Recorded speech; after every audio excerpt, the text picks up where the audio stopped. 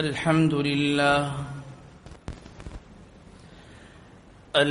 لله نحمده ونستعينه ونستغفره ونؤمن به ونتوكل عليه ونعوذ بالله من شرور أنفسنا ومن سيئات أعمالنا من يهده الله فلا مضل له ومن يضلله فلا هادي له ونشهد أن لا إله إلا الله وحده لا شريك له ونشهد أن سيدنا وشفيعنا وسندنا وحبيبنا وحبيب ربنا ومولانا محمدا عبده ورسوله أما بعد فأعوذ بالله من الشيطان الرجيم بسم الله الرحمن الرحيم إن الذين يحبون أن تشيع الفاحشة في الذين آمنوا لهم عذاب أليم في الدنيا والآخرة والله يعلم وأنتم لا تعلمون وقال الله تبارك وتعالى قل للمؤمنين يغضوا من أبصارهم ويحفظوا فروجهم ذلك أزكى لهم إن الله خبير بما يصنعون وقال الله تبارك وتعالى يعلم خائنة الأعين وما تخفي الصدور وقال النبي صلى الله عليه وسلم بادروا بالأعمال فتنا كقطع الليل المظلم يصبح الرجل مؤمنا ويمسي كافرا أو يمسي مؤمنا ويصبح كافرا يبيع دينه بعرض من الدنيا أو كما قال النبي صلى الله عليه وسلم يا رب صل وسلم دائما أبدا على حبيبك خير الخلق كلهم بارك الله لنا ولكم في القرآن العظيم ونفعنا وإياكم بالآيات والذكر الحكيم إنه تعالى جواد كريم قديم ملك بر رب رؤوف رحيم انتہائی واجب الاحترام معزز سامعین گرامی، عزیز برادران اسلام، السلام علیکم ورحمۃ اللہ وبرکاتہ۔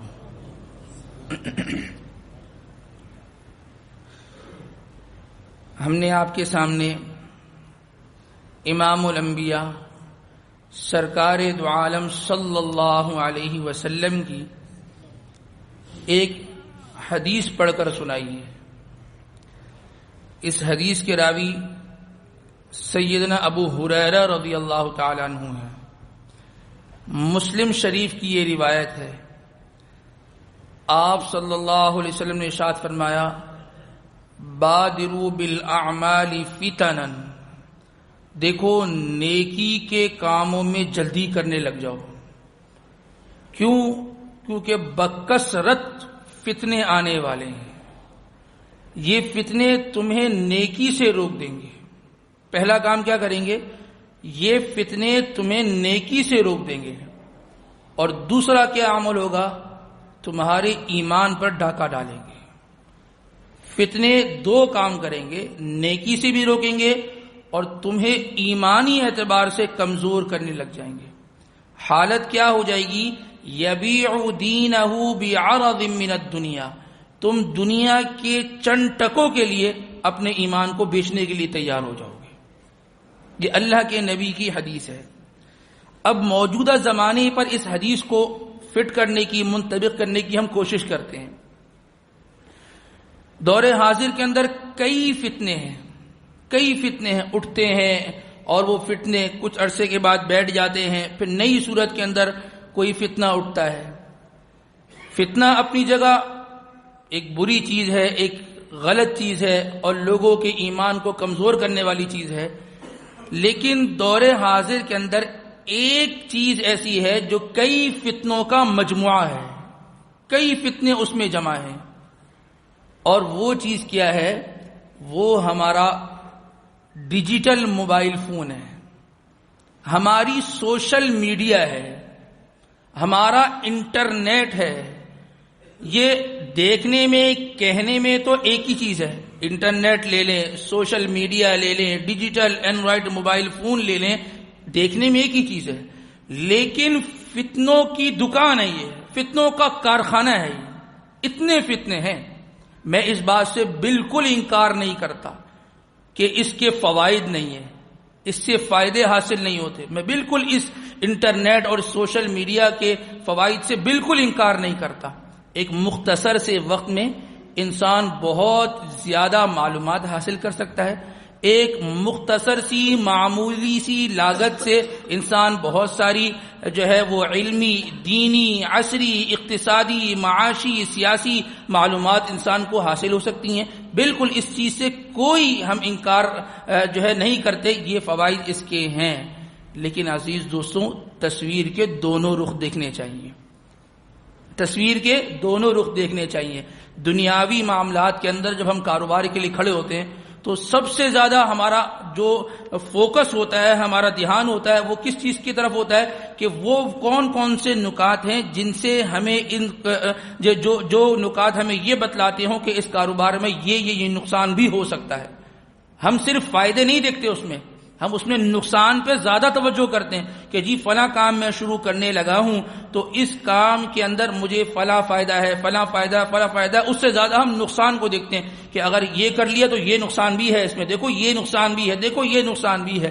تو اس اینڈرائڈ موبائل فون کے جو فوائد ہیں جس کا ہم اقرار کرتے ہیں، جس سے ہم اتفاق کرتے ہیں، وہ تو ہیں، لیکن اس کے نقصانات اس سے زیادہ ہیں۔ اس کے مداح، اس کے ثناخواں اتنے ہیں کہ آپ بٹھا دیں اور اس کی تعریفات کرنے والے جب تعریفات شروع کریں گے تو ایک لمبی فہرست تیار کر دیں گے، اس کا یہ فائدہ بھی ہے، اس کا یہ فائدہ بھی ہے، اس کا یہ فائدہ بھی ہے، لیکن عزیز دوستو اس کے نقصانات بھی بہت ہیں، اور وہ نقصانات ہمیں نظر کیوں نہیں آتے ہیں؟ کیونکہ وہ نقصانات ظاہری نہیں ہوتے، وہ روحانی نقصانات ہوتے ہیں۔ جس طریقے سے انسان کے جسم کو چوٹ لگتی ہے، انسان ہر اس چیز سے بچتا ہے کہ جس چیز سے مجھے چوٹ لگ جائے، تو انسان کی روحانی جو چوٹ کی جو چیز ہے، جو ذریعہ اور سبب ہے، وہ یہی سوشل میڈیا اور یہی اینڈرائڈ موبائل فون اور یہ انٹرنیٹ ہے۔ اگر دیکھا جائے ایک سروے کے مطابق، ایک رپورٹ گزشتہ روز پڑھی، ملک پاکستان کے تقریباً 1900 شہر ایسے ہیں کہ جس میں یہ انٹرنیٹ بآسانی ہمیں میسر ہے اور مل گیا ہے، جس میں سے سندھ کے تقریباً 202 شہر ہیں، صوبہ سرحد کے 404 ہیں، اور صوبہ پنجاب کے تقریباً یہ سمجھ لیجئے کہ 1100 شہر جو ہے وہ پنجاب کے ہیں۔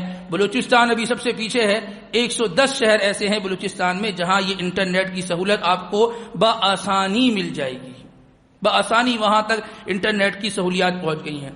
تو عزیز دوستوں آج کی اس نشست کے اندر ہم اس سوشل میڈیا، اس انٹرنیٹ اور اس ڈیجیٹل موبائل کے نقصانات، روحانی نقصانات آپ کے سامنے رکھیں گے، کیونکہ فوائد تو بہت سننے کو ملتے ہیں، تھوڑے نقصان بھی سامنے آنے چاہیے نا، تو اس کے روحانی نقصان آپ کے سامنے رکھیں گے، اور اس کے استعمال پر اور اس سے جو انسان اس سے بڑی جو گہری دوستی کر بیٹھا ہے اس دوستی پر بند کیسے باندھیں، اس سے متعلق انشاءاللہ چند تدابیر آپ کے سامنے رکھیں گے۔ یہ بات تو ہم بالکل کہہ ہی نہیں سکتے کہ جی اس کے استعمال کو ترک کر دیا جائے، آپ بھی کہیں گے کہ کیا فضول سی بات کر دی کہ ڈیجیٹل موبائل استعمال کرنا چھوڑ دو، کوئی ایک بھی اس پر عمل کرنے والا نہیں ہوگا، مولوی صاحب خود بھی اس پہ عمل کرنے والے نہیں ہوں گے۔ ہاں ایک یہ ہے کہ اس کے استعمال کو کنٹرول میں کر لیا جائے، اس کے حوالے سے چند تدابیر آپ کے سامنے رکھیں گے۔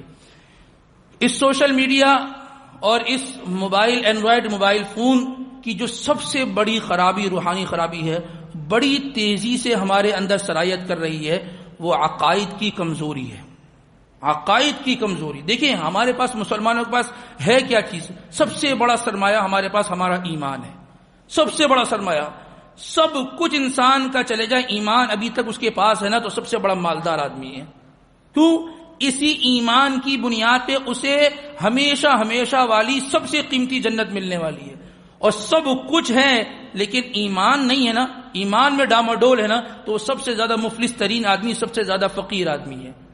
تو سب سے پہلا حملہ اور سب سے بڑا نقصان اس سوشل میڈیا کا کیا ہے؟ یہ ہمارے ایمان پر حملہ کرنے والی چیز ہے، ہمارے ایمان پر حملہ کرنے والی چیز ہے۔ آپ ذرا دیکھیں تو صحیح، اس سوشل میڈیا کے ذریعے سے یہ ایک ایسا پلیٹ فارم ہے، ہر بندہ یہاں آ کے بات کر سکتا ہے، ہر بندہ یہاں پر اپنا چینل بنائے اور یہاں آ کر بیٹھ کے بات کر سکتا ہے۔ آپ دیکھیے جو بندہ فارغ ہوا، ریٹائر ہوا، اس نے کیا کام شروع کر دیا؟ اس نے درس قرآن دینا شروع کر دیا۔ اب کیا ہے؟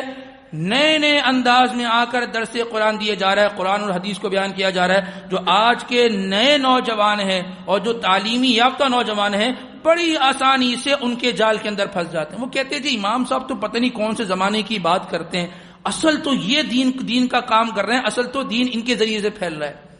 چند سطحی سی بات رکھ کر متروک، منسوخ اس طریقے کی روایات لوگوں کے سامنے بیان کر کے لوگوں کو اپنے جال کے اندر پھنسانا، یہ ان کی اولین ترجیحات میں سے۔ اگر یہ انٹرنیٹ نہ ہوتا نا، یہ سوشل میڈیا نہ ہوتا نا، تو ان لوگوں کی گلی والے بھی ان کو نہیں جان سکتے تھے یہ ہے کون۔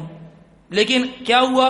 یہ سوشل میڈیا آیا، ایک کمرے میں بند کر بیٹھ کر انہوں نے اپنی جو ہے ویڈیو بنائی اور پوری دنیا کے اندر اپنی ویڈیو کو پھیر دی۔ کوئی غامدیت کے نام سے مشہور ہو گیا، کوئی انجینئر کے نام سے مشہور ہو گیا، کوئی فلسفی کے نام سے مشہور ہو گیا، اور اپنے اپنے پیروکار کر کے یہ تیار ہو گئے۔ یہ عقائد کی کمزوری سب سے زیادہ یہاں پر ہے، اور ایسے باریک مسائل کو چھیڑ دیتے ہیں۔ حضرت عیسیٰ علیہ السلام کے متعلق کیا آپ کا عقیدہ ہے؟ چلو جی اس پہ ایک بحث شروع کر دی۔ تقدیر کے متعلق آپ کا کیا کہنا ہے؟ اس پر بحث شروع کر دی۔ علماء کی بات سننے کے لیے ایک آدمی مسجد میں نہیں آتا، پورا سال نہیں آتا، لیکن کیا ہے؟ سوشل میڈیا سے دین سیکھ رہا ہے اور اپنے دین کو برباد کر رہا ہے، اپنے ایمان کو برباد کرنے والا ہے۔ اسی مسجد سے تعلق رکھنے والے کئی نمازی، آپ یقین جان لیجئے بیچارے ایسی حالت میں آئے اور کہنے لگے کہ مولوی صاحب ہمارا بچہ وہ نیٹ استعمال کرتا تھا، سوشل میڈیا پر بیانات پتہ نہیں کس کس کے سن رہا تھا، کچھ نام بتلائے اور ان کے نام اور ان کے بیان سننے کے بعد آج پتہ نہیں وہ عجیب طریقے سے نماز پڑھتا ہے، اس کی نماز کے وقت ہی بدل گئے، وہ عجیب طریقے کی نمازیں پڑھتا ہے، عجیب اوقات کے اندر وہ نماز پڑھتا ہے، اور وہ چند مختلف فی مسائل کو لے کے بیٹھتا ہے اور عجیب نظریات اس نے قائم کر دیے۔ نہ میرا وہ نظریہ، نہ میرے والد کا وہ نظریہ، ہمارے آباء و اجداد میں اس طرح کا کوئی نظریہ نہیں تھا، اور یہ لڑکا آج اس نظریے کو لے کے بیٹھا۔ ہم نے پہلا سوال پوچھا کہ بھئی موبائل ہے؟ ہاں جی موبائل ہے۔ فلاں فلاں کو سنتا ہے؟ جی جی سنتا ہے۔ بس یہاں سے معاملات خراب ہونا شروع ہو گئے۔ عقائد کی کمزوری وہ یہیں سے شروع ہے۔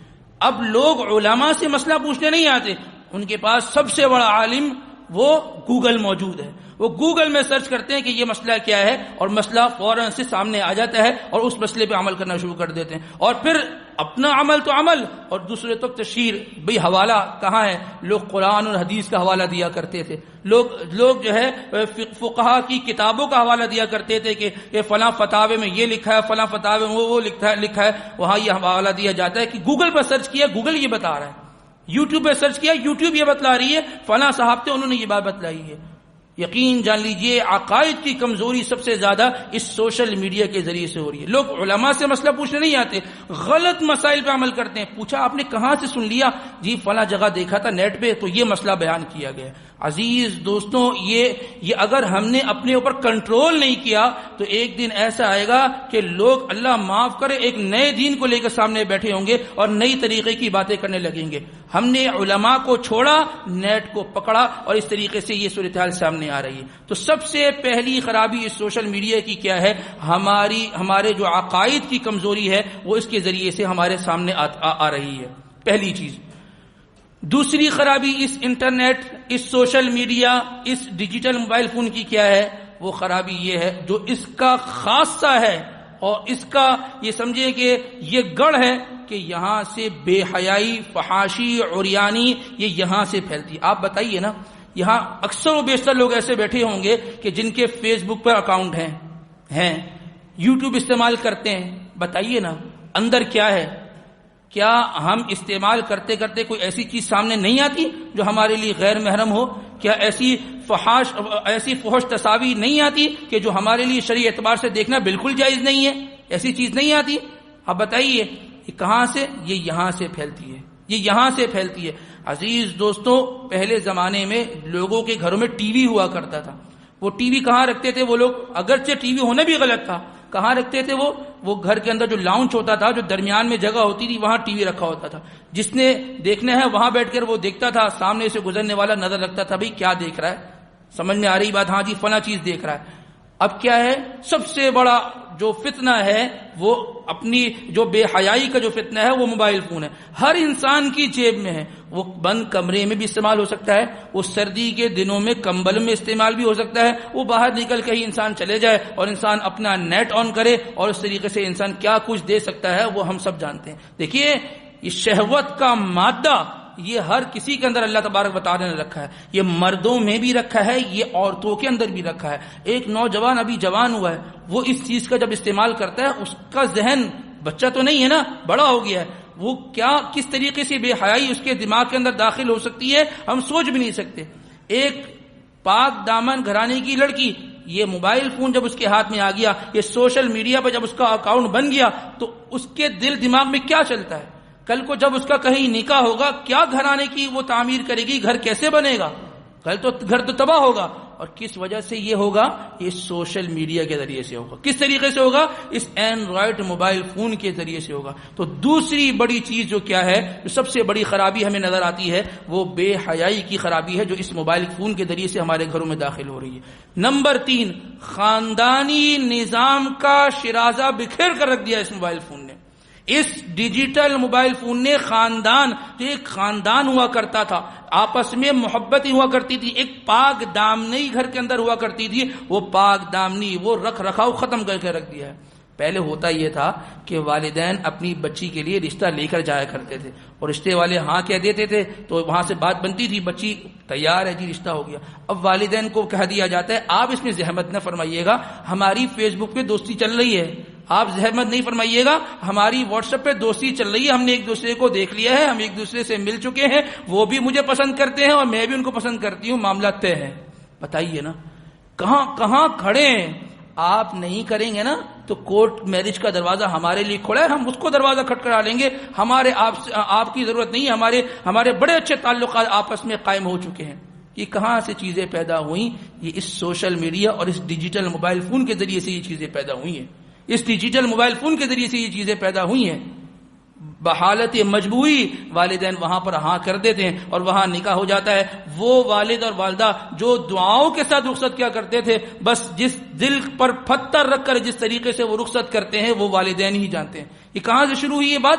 یہ اس ڈیجیٹل موبائل فون کے ذریعے سے شروع ہوئی، اس سوشل میڈیا کے ذریعے سے شروع ہوئی۔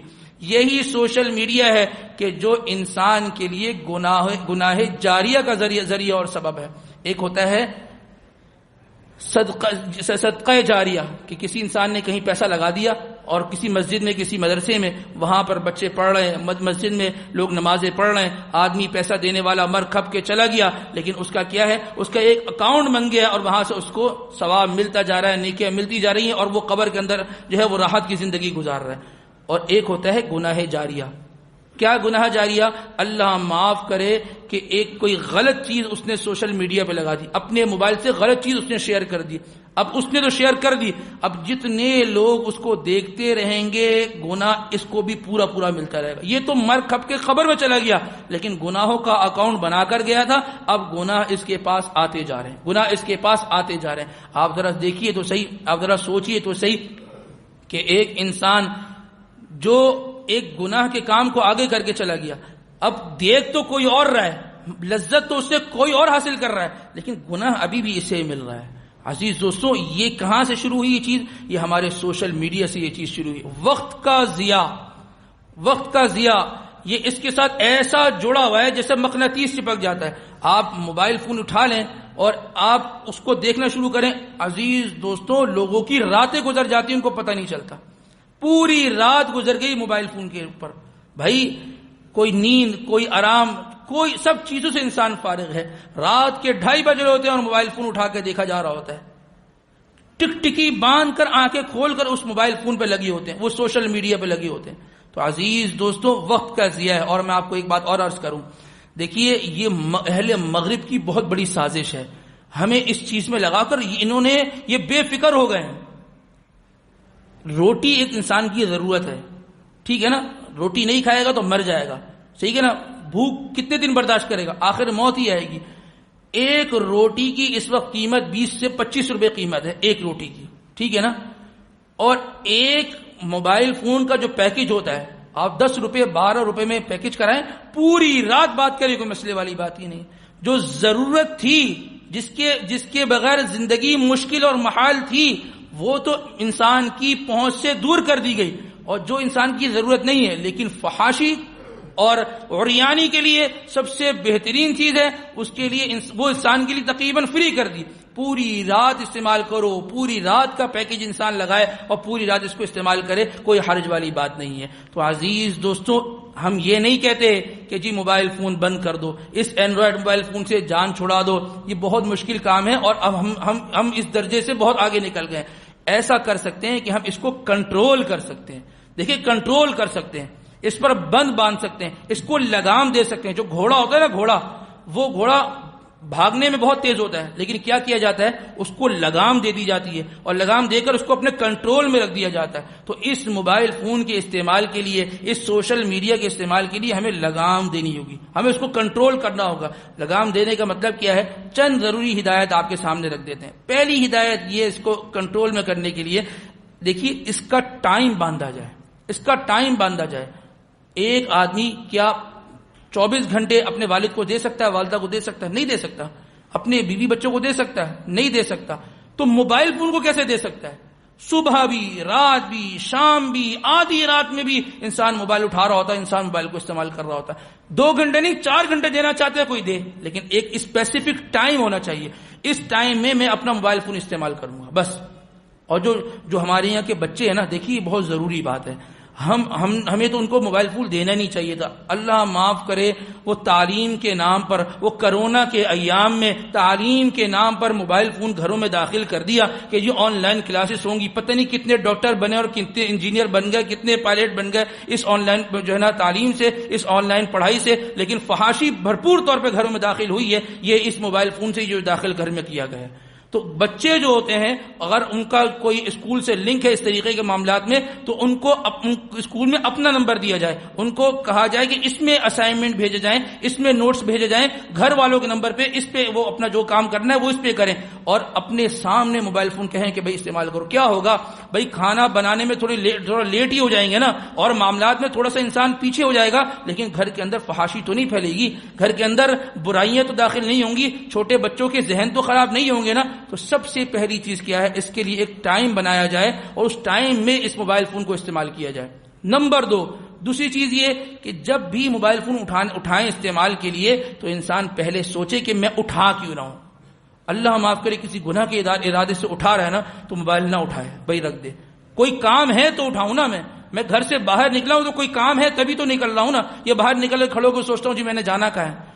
پہلے سوچتا ہے کہاں جانا ہے، تب تو جا کے نکلتا ہے۔ گاڑی میں بیٹھتا ہے، ٹیکسی منگواتا ہے، پہلے سوچتا ہے، یا پہلے جو ہے یا ادھر جا کے بیٹھ کے سوچتا ہے؟ پہلے گھر سے نکلنے سے پہلے سوچتا ہے کہ میں نے جانا کہاں ہے، پھر ٹیکسی منگواتا ہے، پھر ٹیکسی میں جا کر بیٹھ کر جاتا ہے۔ تو موبائل فون اٹھانے کے بعد سوچنا کہ میں نے کرنا کیا ہے، مطلب کچھ نہیں کرنا تھا، صرف اور صرف اب گناہ اس موبائل کے ذریعے سے ہوں گے۔ تو اس لیے موبائل اٹھانے سے پہلے انسان سوچے کہ میں نے اس موبائل کا استعمال کیا کرنا ہے۔ اور ایک چیز یہ آپ کے سامنے عرض کرتے ہیں، دیکھیں عشاء کی نماز کے بعد جو ہوتا ہے نا، وہ لمبا ٹائم ہوتا ہے۔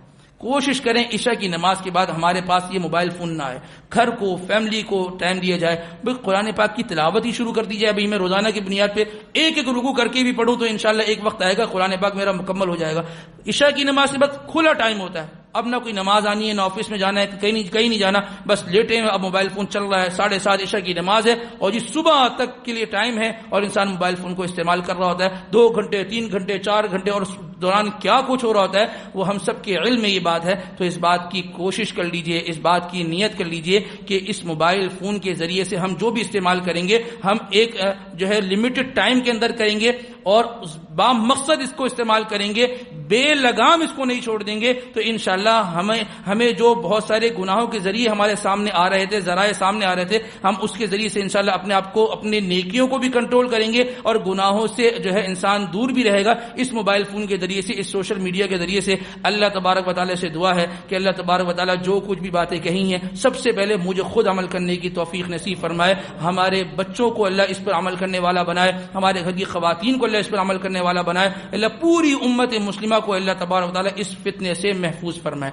آخر میں ایک گزارش عرض یہ کرنی ہے کہ کئی دنوں سے ہماری یہ نیت تھی کہ ہم اپنی مسجد کے اندر ایک کوئی ایسا کورس جو ہے وہ شروع کرائیں کہ جس کورس کے اندر جو آدمی انتقال کر جاتا ہے، مردہ مرد ہو یا عورت ہو، اس کو غسل دینا، اس کو کفن پہنانا، اس کی تجہیز و تکفین کے کیا طریقہ کار ہیں۔ تو اس حوالے سے ہم کافی دنوں سے سوچ رہے تھے کوئی ایک کلاس رکھی جائے، تو ہم نے یہ طے کیا ہے انشاءاللہ کہ اتوار والے دن چھٹی کا دن ہوتا ہے، تو اتوار والے دن انشاءاللہ مغرب کی نماز کے بعد ہم نے اس کورس کو جو ہے وہ تشکیل دیا ہے، 2 یا 3 کلاسوں میں انشاءاللہ ہم اس کورس کو ترتیب دیں گے اور پورا جو ہے وہ عملی مظاہرہ کر کے سامنے رکھیں گے۔ دیکھیں انتقال انسان پسند کرے یا پسند نہ کرے ہر کسی کے گھر میں ہونا ہے، ٹھیک ہے نا، اور ہوتا آ رہا ہے اور ہوگا، ہم خود اس مرحلے سے گزریں گے۔ تو اب اس موقع پر بڑی ایسی چیزیں دیکھنے میں آتی ہیں جو خلاف سنت اور خلاف شرع ہیں۔ لوگ اس موقع پہ بلاتے ہیں جی غسل دینے والے کو بلا لو، جی بھائی کفن پہنانے والے کو بلا لو، بھائی قبر میں کیسا رکھنا ہے کوئی ترتیبی معلوم نہیں ہے۔ تو انشاءاللہ عملی مظاہرہ کر کے آپ کے سامنے دکھایا جائے گا کہ بھائی کفن کیسے پہناتے ہیں، بھائی غسل کیسے دیا جاتا ہے اور قبر میں رکھنے کا کیا طریقہ ہے، میت کو کندھے دینے کا کیا طریقہ ہے۔ تو انشاءاللہ یہ مختصر سی ہم نے کلاس رکھی ہوگی، 20 سے 25 منٹ آدھے گھنٹے کی کلاس ہوگی، اتوار والے دن مغرب کی نماز کے بعد سے انشاءاللہ ہم اس کلاس کا انعقاد کر دیں گے، اس کا آغاز کر دیں گے۔ تو اہل محلہ نمازی حضرات سے ہماری یہ درخواست ہے، چھٹی کا دن ہے اور جگہ بھی انسان اس آدھے گھنٹے کو گزار لے گا، اگر مسجد میں گزار لے گا تو انشاءاللہ فائدہ ضرور ہوگا، اور اس کے ذریعے سے انشاءاللہ ہماری جو آگے جو گھر کے معاملات ہیں، انتقال وغیرہ کی صورتحال ہے، انسان ان تمام تر چیزوں کو سنت کے مطابق اور سنت کی عملی جو ہے وہ جامع میں اس کو انسان جو ہے عمل دینے کی کوشش کرے گا۔ اللہ تبارک و تعالی ہمیں کہنے سننے کے ساتھ ساتھ عمل کی توفیق نصیب فرمائے۔ وآخر دعوانا الحمدللہ رب العالمین۔